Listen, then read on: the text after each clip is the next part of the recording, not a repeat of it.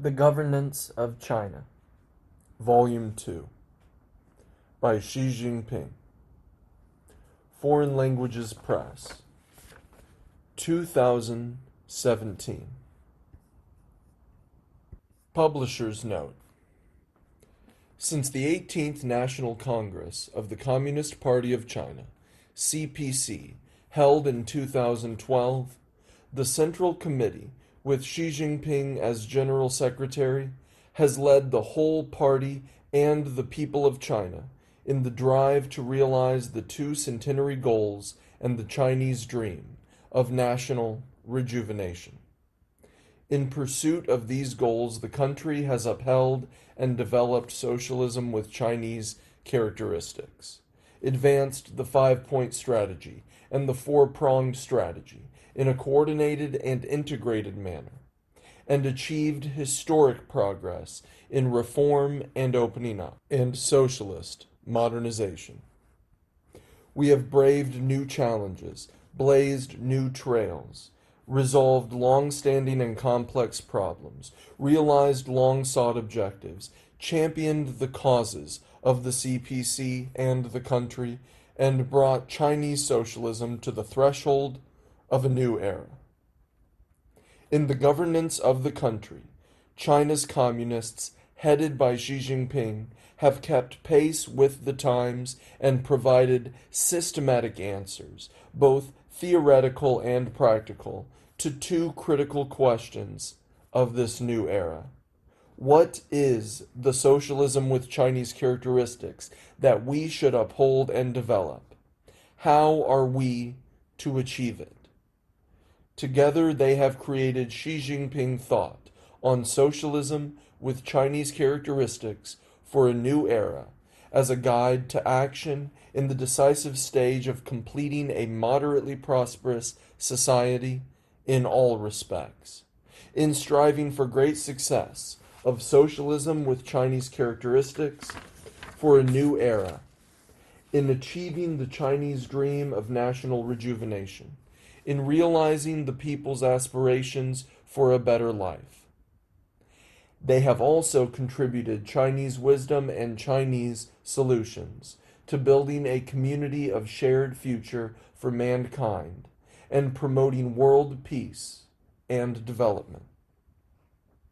Xi Jinping is the principal proponent of Xi Jinping thought on socialism with Chinese characteristics for a new era. The 19th CPC National Congress has recognized its worth as the latest milestone on the road that the party will follow for the foreseeable future. Xi Jinping, The Governance of China, was published in September 2014 as a collection of important speeches and written works by Xi Jinping covering the period from the end of the 18th CPC National Congress until June 2014. The book attracted widespread attention and has been highly acclaimed by many Chinese and foreign readers. In the intervening period, Xi Jinping has continued to explore the governance of China in the new era, providing a series of new concepts, ideas, and strategies which add further depth and innovation to the party's theoretical base. To reflect the evolution of Xi Jinping thought on socialism with Chinese characteristics for a new era, and to help Chinese and foreign readers gain a full appreciation of the depth and innovation that it offers, the State Council Information Office, with the support of the Party Literature Research Office, of the CPC Central Committee, and China International Publishing Group, has compiled a second volume of The Governance of China. This new volume contains a compilation of 99 of Xi Jinping's spoken and written works from August 2014 to September 2017, along with 29 related photographs. It is divided into 17 sections by topic, with the articles in each section arranged in chronological order, For ease of reading, notes have been added at the end of each article. Socialism, with Chinese characteristics and the Chinese dream. A bright future for socialism with Chinese characteristics. August 20th, 2014. Part of the speech at the seminar commemorating the 110th anniversary of the birth of former Chinese leader Deng Xiaoping. Great times make great people. Deng Xiaoping was a great and beloved man who arose from the heroic struggles of the Chinese nation.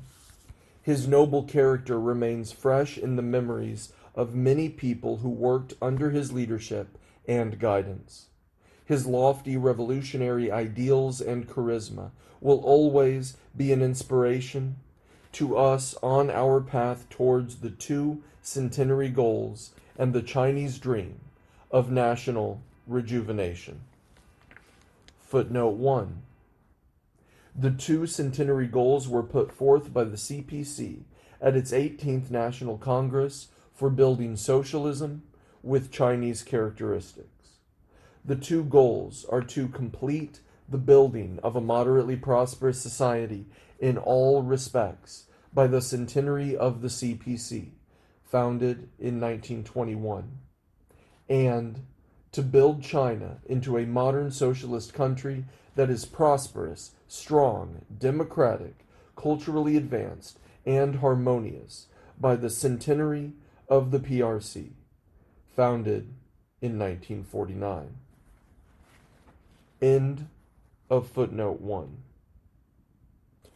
We commemorate Deng Xiaoping by learning from his communist ideals and unshakable belief in socialism with Chinese characteristics. His entire political career was marked by a firm faith in communism, which is an everlasting source of integrity for all Chinese communists. As early as 1926, when he studied in the Soviet Union, Deng Xiaoping had made up his mind to devote himself completely to our party and the working class. Footnote 2. Deng Xiaoping, My Aspirations in the Soviet Union. Selected manuscripts of Deng Xiaoping, Chinese edition, China Archives Publishing House, Beijing, 2004, page 33 through 34. End of footnote 2. In the next 70 years of his political career, despite all the hardships he experienced and the setbacks the revolution went through, he never faltered in his faith in the scientific nature and truth of Marxism or in the bright future of socialism and communism.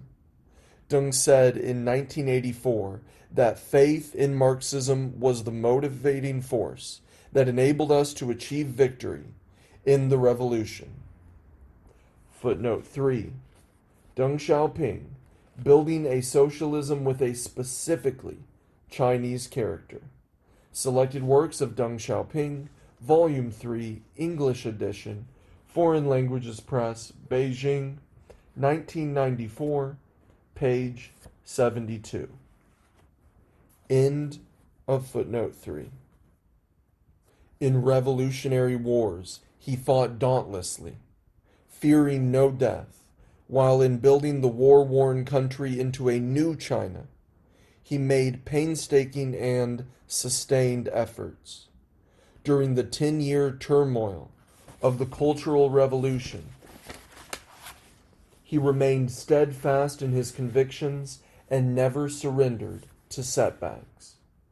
He observed domestic and international political turbulence with calm and composure, and drove China's modernization along the socialist path with a firm faith in Marxism and his communist ideals. In 1992, The 88-year-old Deng said during his southern China tour, "I am convinced that more and more people will come to believe in Marxism because it is a science.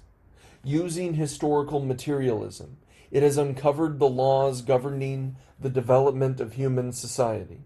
So don't panic. Don't think that Marxism has disappeared, that it's not useful anymore, and that it has been defeated. Nothing of the sort." Footnote 4. Ibid. Excerpts from talks given in Wuchang, Shenzhen, Zhuhai, and Shanghai. Page 370. End of footnote 4.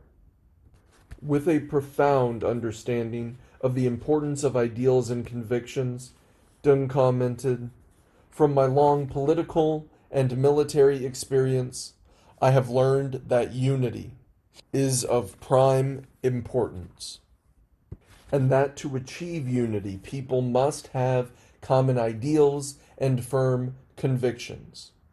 Over the past several decades, we have united the people on the basis of firm convictions that enabled them to struggle for their own interests."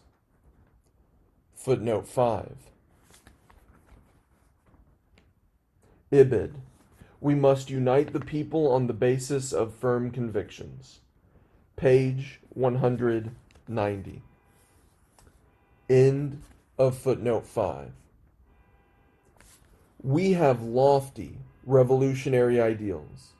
The founding of the Communist Party of China, CPC, and the People's Republic of China, PRC, and the progress we have made today would have been impossible without large numbers of party members committed to communist ideals. Sound national development is inseparable from the support of firm ideals and convictions. In pursuit of a strong party spirit, we communists should, above all, dedicate ourselves to the long-term goal of communism and the common ideal of building Chinese socialism.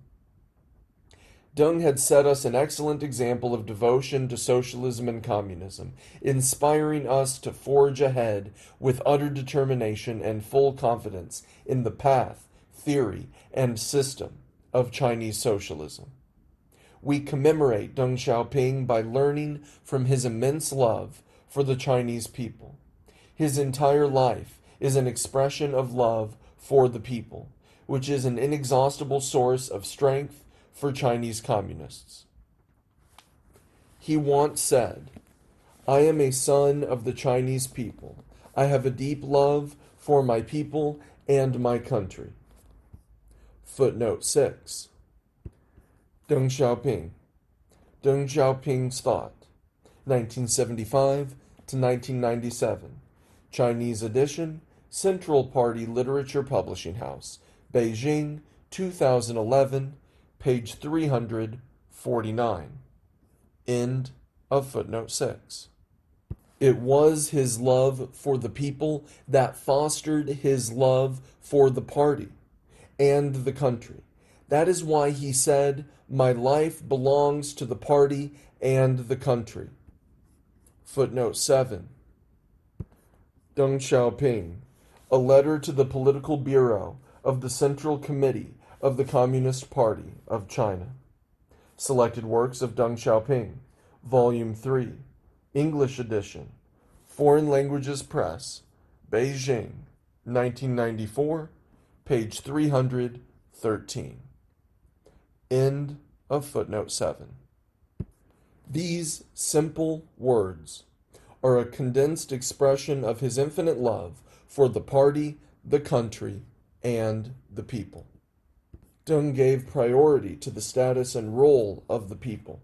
He once emphasized, "The masses are the source of our strength, and the mass viewpoint and the mass line are our cherished traditions. The party's organizations, its rank-and-file members and cadres, must be one with the masses and never stand against them. Any party organization that deplorably loses touch with the masses and does not mend its ways is forfeiting the source of its strength, and will invariably fail and be rejected by the people. Footnote 8. Ibid. Implement the policy of readjustment. Ensure stability and unity. Volume 2, 1995, page 349. End of footnote 8. Whether in high official position or adversity, Deng always stood together with the people through thick and thin, doing everything he could for the party and the country. The people's well-being was his lifelong pursuit. He stressed on many occasions. Poverty is not socialism. Socialism means eliminating poverty. Unless you are developing the productive forces and raising people's living standards, you cannot say that you are building socialism. Footnote 9. Ibid. We shall expand political democracy and carry out economic reform. Volume 3, 1994, page 122. End of footnote 9. He designed and led the Reform and Opening Up initiative and the modernization drive with a view to improving the well-being of the Chinese people. Deng drew insight and strength from the historical achievements of the people to enrich his thinking and embolden him to move forward. He said, "Many brilliant ideas for reform and opening up are created by the people in practice. They are not conjured out of one single person's mind.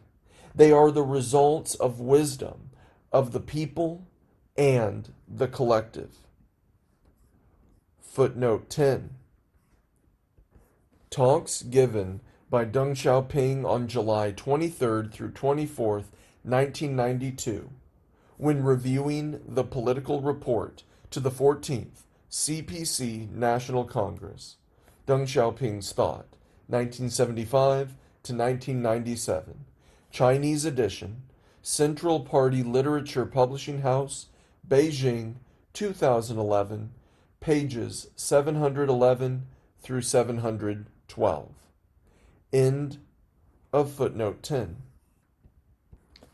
Deng repeatedly stressed that it is of paramount importance to take the support, approval, satisfaction, and consent of the people as the prime purpose and ultimate goal of all policies and decisions.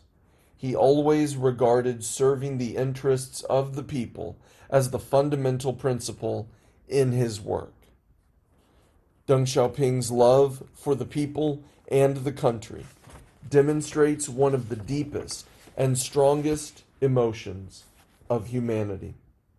We should model ourselves on him and work hard for the interests of the people, remain loyal to the country and the people under any circumstances, and make practical efforts to implement the party's general principle. We must dedicate ourselves to the cause of the party and the people, and serve the people all our life. We commemorate Deng Xiaoping by learning from his firm belief in the theory of seeking truth from facts.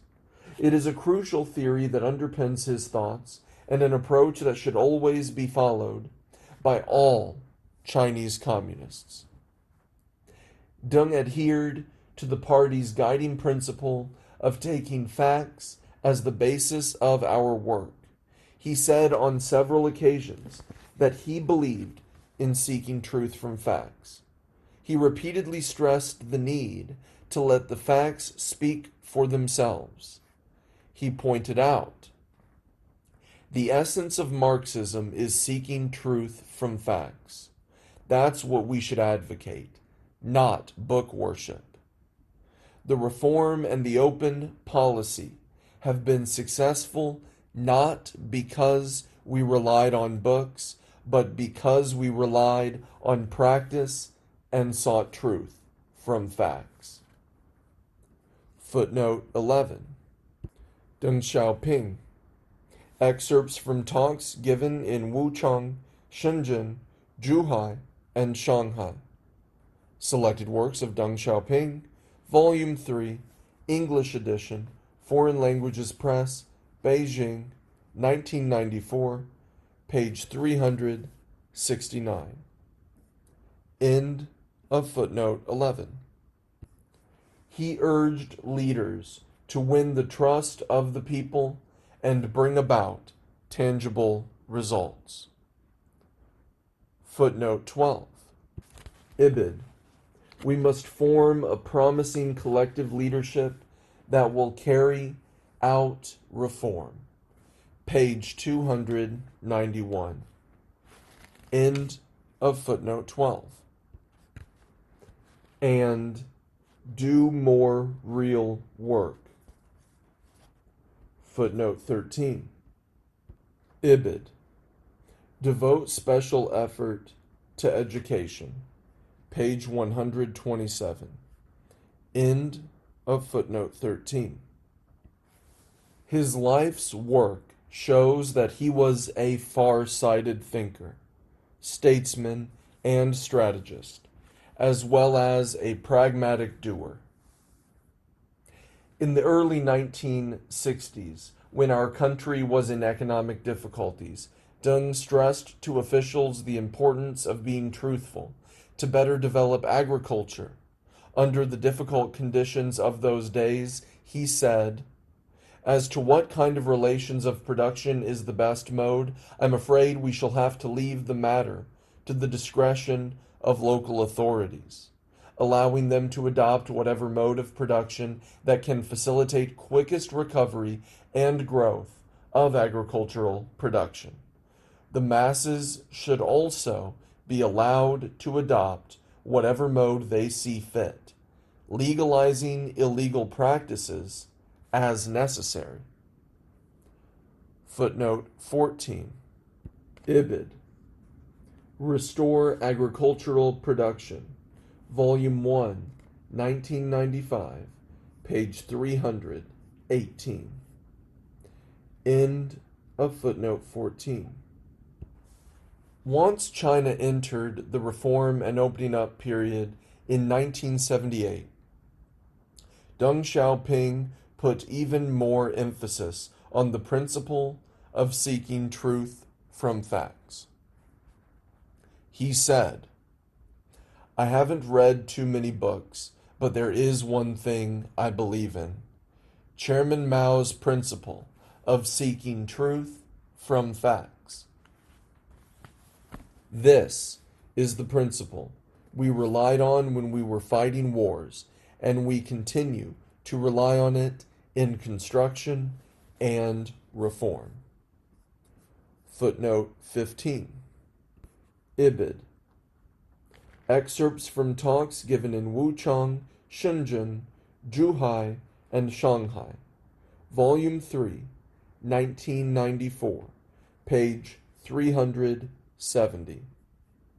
End of footnote 15. The chief criterion he put forward for judging any action is whether it promotes the growth of the productive forces in a socialist society, increases the overall strength of the socialist state, and raises living standards. Footnote 16. Ibid. Page 360. End of footnote 16. Firmly based on the principle of seeking truth from facts, Deng resolutely solved a series of major issues confronting the party and the country, leading the party and the Chinese people to blaze a trail and reach a new stage of development. Facts are the basis of truth, and hard work is the only path to success. Therefore, we emphasize that empty talk harms the country, while hard work makes it flourish. China's experiences in revolution, development, and reform have more than once proved that only policies, measures, and working methods in line with reality can put the cause of the party and the people on the right track and deliver practical results benefiting the people. Deng set us an excellent example of using dialectical and historical materialism to observe the world and address issues. This way of thinking and his art of leadership help us acquire a thorough understanding of reality and objective laws, develop a pragmatic work style of high efficiency, and fully implement the party's basic theories, guidelines, principles, experience, and requirements through solid work. We commemorate Deng Xiaoping by learning from his political courage in pioneering and innovative work. His leadership was noted for a pioneering and innovative spirit, which should be forever carried forward by Chinese communists with a strong sense of historical responsibility. Throughout his 70-year political career, he exhibited the indomitable courage to forge ahead with reform and an innovative spirit to think ahead and lead the way forward. In 1975, when Deng Xiaoping was pushing ahead with nationwide rectification, he remarked decisively, "At present, there are a good many problems which we cannot solve without great effort. We must be daring and resolute." Footnote 17. Ibid. Things must be put in order in all fields. Volume 2, 1995, page 47. End of footnote 17. After returning to leading positions in the party and the government in 1977, he spoke incisively about the rigid thinking that had long fettered people's minds. Those who suffer from it dare not say a word or take a step that isn't mentioned in books, documents, or the speeches of leaders. Everything has to be copied. Footnote 18. Ibid. Emancipate the mind, seek truth from facts, and unite as one in looking to the future. Pages 153 to 154. End of footnote 18. He also pointed out in 1989, the world changes every day and modern science and technology in particular develop rapidly. A year today is the equivalent of several decades, a century, or even a longer period in ancient times. Anyone who fails to carry Marxism forward with new thinking and a new viewpoint is not a true Marxist. Footnote 19. Ibid. Let us put the past behind us and open up a new era. Volume 3, 1994, page 284. End of footnote 19. He warned us, when everything has to be done by the book, when thinking turns rigid and blind faith is the fashion, it is impossible for a party or a nation to make progress. Its life will cease, and that party or nation will perish. Footnote 20. Ibid. Emancipate the mind, seek truth from facts, and unite as one, looking to the future. Volume 2, 1995, page 154. End of footnote 20. Deng Xiaoping encouraged us. We should be bolder than before in conducting reform and opening up to the outside, and have the courage to experiment We must not act like women with bound feet. Once we are sure that something should be done, we should dare to experiment and break a new path. If we don't have the pioneering spirit, if we're afraid to take risks, if we have no energy and drive, we cannot break a new path, a good path, or accomplish anything new. Footnote 21. Ibid. Excerpts from talks given in Wuchang, Shenzhen, Zhuhai, and Shanghai. Volume 3, 1994, page 360. End of footnote 21. His theory of socialism with Chinese characteristics provided the first systematic explanation of how to build, consolidate, and develop socialism in a socially and economically underdeveloped country like China as it was back then, revealed the essence of socialism, and marked another historic step in adapting Marxism to China's conditions after Mao Zedong thought. His talks during his southern China inspection tour resolved many major questions that had long puzzled and fettered people's minds, ushering in a new stage of reform and opening up and socialist modernization.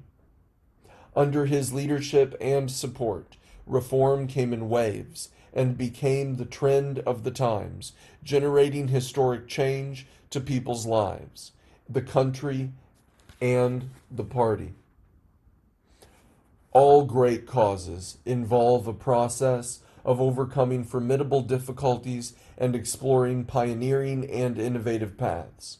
In advancing the unprecedented cause of Chinese socialism, we still have a long way to go in completing our reform and opening up and modernization. The road ahead will be full of new challenges.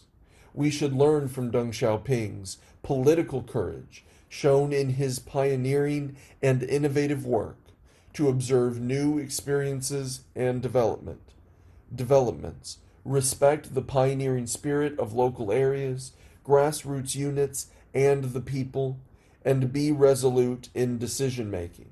In this way, we can integrate experimentation into our regular activities, apply dynamic Marxism to our practice, which gives rise to new findings and theories to enrich Marxism, and advance reform and opening up with indomitable courage and the determination to eliminate the outdated and blaze new trails.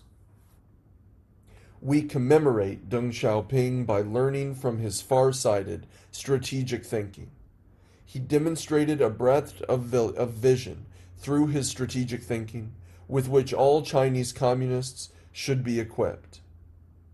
Deng was noted for his broad vision, resourcefulness, sagacity, and incisive mind because he always observed domestic and international developments with the interconnection between China and the world in mind, and had the ability to make smart strategic decisions at crucial moments by taking the broader picture into consideration. After China entered the new stage of reform and opening up, Deng made a series of major decisions of strategic importance to the long-term development of the country, the party, and socialism based on his insight into the trends of domestic and global developments. In his incisive analyses of the features and developing trends of today's world, Deng said, "The present world is open." Footnote 22. Ibid. Building a socialism with a specifically Chinese character. Page 74. End of footnote 22. And further pointed out, reviewing our history, we have concluded that one of the most important reasons for China's long years of stagnation and backwardness, was its policy of closing the country to outside contact. Our experiences show that China cannot rebuild itself behind closed doors, and that it cannot develop in isolation from the rest of the world. Footnote 23. Ibid, Our Magnificent Goal and Basic Policies. Page 86. End of footnote 23. On the other hand, he cherished and championed China's national sovereignty and the independence won by the Chinese people through countless struggles. Therefore, he asserted, China's affairs should be run according to China's specific conditions and by the Chinese people themselves. Independence and self-reliance have always been and always will be their basic stand. No foreign country should expect China to be its vassal or to accept anything that is damaging to China's own interests. Footnote 24. Ibid, Opening Speech at the 12th National Congress of the Communist Party of China. Page 14. End of footnote 24. Paying great attention to global peace and development, he emphasized the need to regard the problem of development as one that concerns all mankind and study and solve it on that level. Footnote 25. Ibid, A new international order should be established with the 5 principles of peaceful coexistence as norms. Page 275. End of footnote 25. Showing concern for other developing countries, he stressed that China shares a common destiny with all third world countries. He pledged that China will never seek hegemony or bully others, but will always side with the third world. Footnote 26. Ibid, We must safeguard world peace and ensure domestic development. Page 66. End of footnote 26. And that China will oppose any forms of hegemony and safeguard world peace. Strategic issues are fundamental to a political party and a country. Accurate judgment and sensible planning help us gain the strategic initiative crucial to the success of the cause of the party and the people. We should learn from him his global vision and strategic thinking of bearing in mind the overall interests, keeping in view the world, the future, the present, and all other factors in analyzing questions. Footnote 27. Ibid, We must form a promising collective leadership that will carry out reform. Page 291. End of footnote 27. We should learn from his keen awareness of the key issues and his highly logical and sharp mind that was able to think ahead and lead the way into the future. He had a broad vision of history and the world in planning the cause of the party and the people, and his quick perception and foresight helped him solve key strategic issues and advance all aspects of his work with a broad strategic picture in mind. We commemorate Deng Xiaoping by learning from his broad mind and selfless devotion. His charismatic leadership came from such qualities that remained all his life, and is a quality that Chinese communists should cultivate and retain. Deng always considered himself a member of the working people while practicing strict self-discipline according to the rules for party members. He never flinched in the face of difficulties, and he always cared for his comrades and remained modest and prudent. Deng set a good example for us how a communist should strive to cultivate himself and enhance his party spirit. Deng Xiaoping always gave priority to the development of the party and the country, regardless of his own personal interests.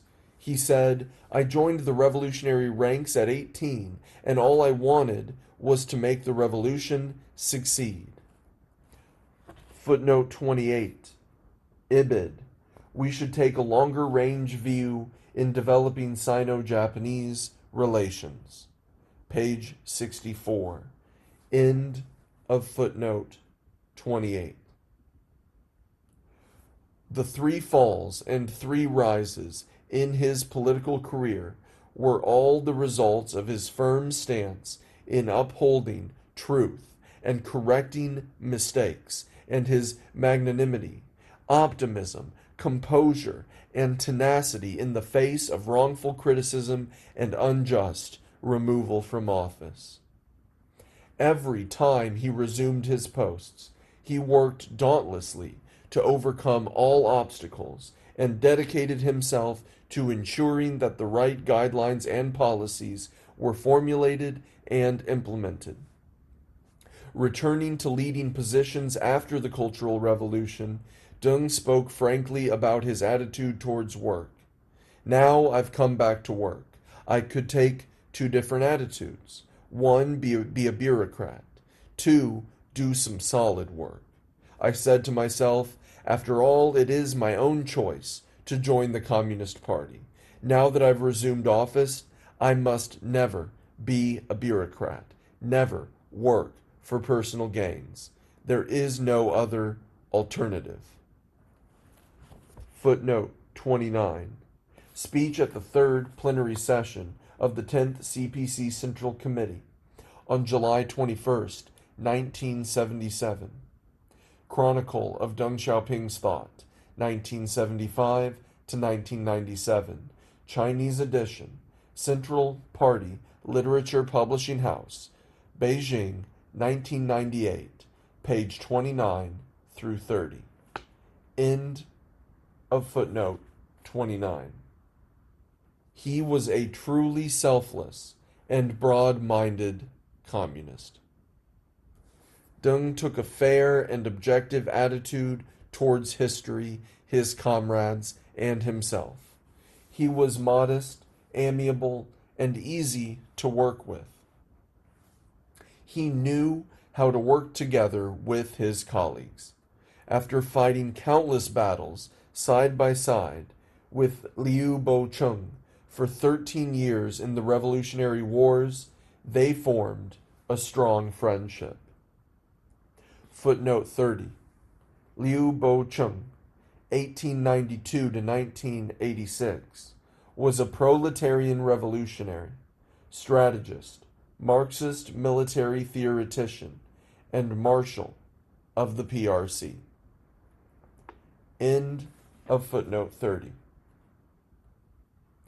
Deng knew how to work with people who had opinions different from his own and gave full play to their abilities, regardless of personal feelings. When selecting the right person for the right job, you should forget about settling old scores and may choose from among those who were once against you, he observed. Footnote 31. Deng Xiaoping. We must form a promising collective leadership that will carry out reform. Selected works of Deng Xiaoping, Volume 3, Foreign Languages Press, Beijing, 1994, page 291. End of footnote 31. He opposed corruption and privileges of any kind and set strict rules for his relatives and his immediate staff. Deng remained modest despite his great merit.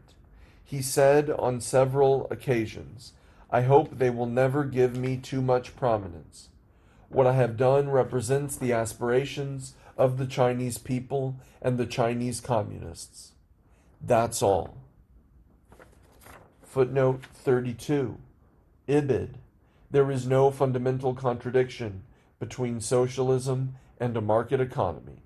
Page 153. End of footnote 32.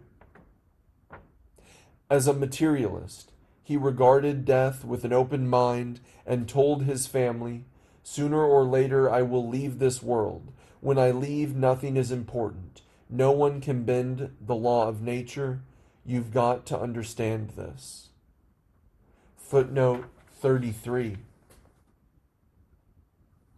Deng Xiaoping's talks with his brother, Deng Qin, on July 12, 1992. Deng Xiaoping's thought, 1975 to 1997, Chinese edition, Central Party Literature Publishing House, Beijing, 2011, page 710. End of footnote 33. After his death, his corneas were given to the hospital, his remains donated for medical research, and his ashes cast into the sea, as requested in his will. Party members of noble character should live up to the name of communists and are loved by the people. We should learn from Deng's selfless devotion to public interests and his dauntless spirit and broad mind. To this end, we need to strengthen our party spirit, practice strict self-discipline while being inclusive towards others, take an appropriate attitude towards party organizations, our colleagues, and ourselves, and exercise power in the right way. It is important to practice the core socialist values. Footnote 34. The core socialist values are prosperity, democracy, civility, harmony, freedom, equality, justice, the rule of law, patriotism, dedication, integrity, and friendship. They first appeared in the political report delivered in November 2012 to the 18th CPC National Congress, titled "Firmly March on the Path of Socialism with Chinese Characteristics and Strive to Complete the Building of a Moderately Prosperous Society in All Respects." End of footnote 34.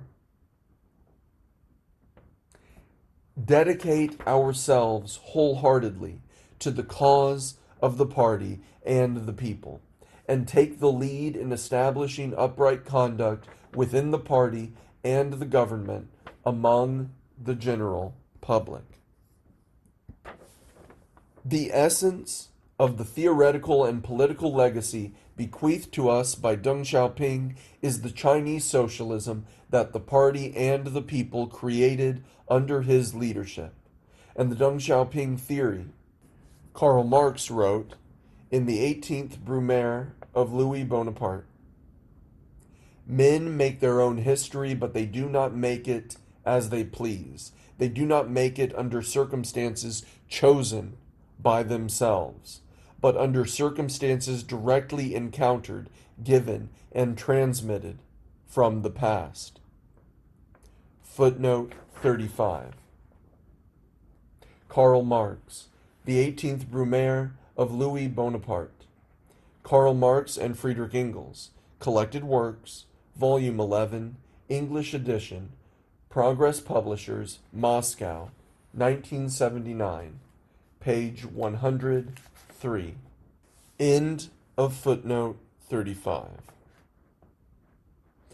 Deng's theory and practice are prominently marked by a firm belief in the principle of proceeding from reality in everything we do, taking the national and international situation into consideration, and by adherence to the CPC's principles of seeking truth from facts, independence, and the mass line. Chinese socialism is a path that suits China's national conditions and reality, and the requirements of the times in both theory and practice. Therefore, it has yielded and will continue to yield practical results. Deng emphasized that if the developing countries of the Third World, like China, have no national self-respect and do not cherish their independence, they will not enjoy that independence for long. Footnote 36. Deng Xiaoping, the United States should take the initiative in putting an end to the strains in Sino-American relations. Selected Works of Deng Xiaoping, Volume 3, English edition, Foreign Languages Press, Beijing, 1994, page 321. End of footnote 36. Independence in our development path, theory, and system is key to our national sovereignty, independence, and dignity. The Chinese nation has created a splendid civilization that can be traced back over 5,000 years. Under CPC leadership, the Chinese people have achieved new successes on the socialist path, paving the road for further progress. We must improve our weaknesses and change backward things, and learn from the strengths of other countries.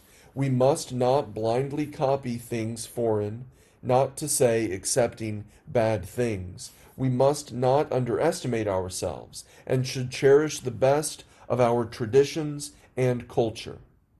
When talking about the founding of the People's Republic, Deng stated, "China has achieved status.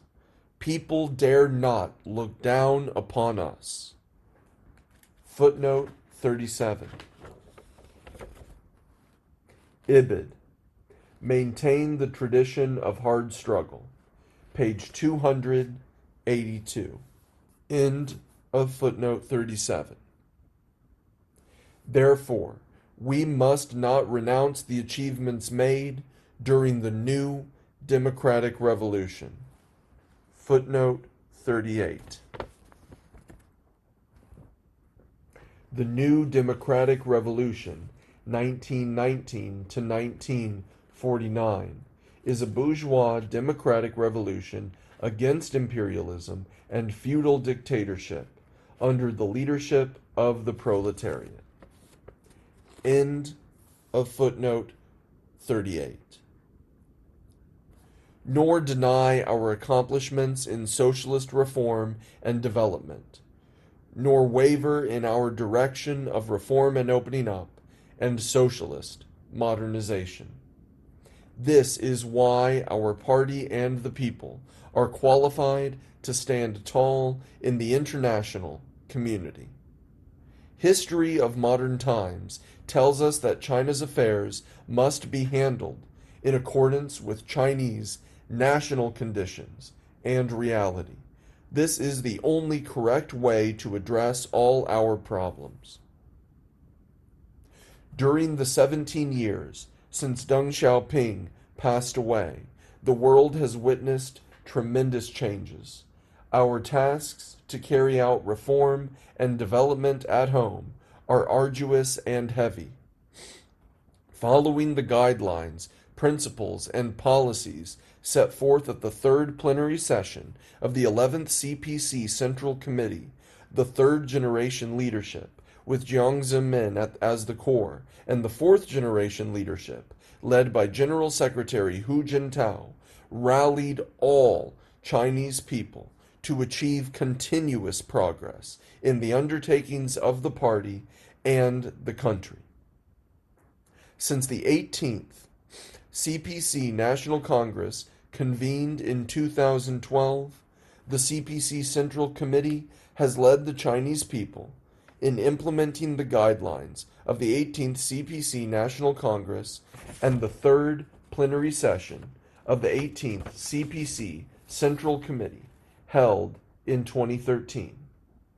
We uphold socialism with Chinese characteristics, and follow the guidance of Marxism-Leninism, Mao Zedong thought, Deng Xiaoping theory, the theory of the three represents, and the scientific outlook on development.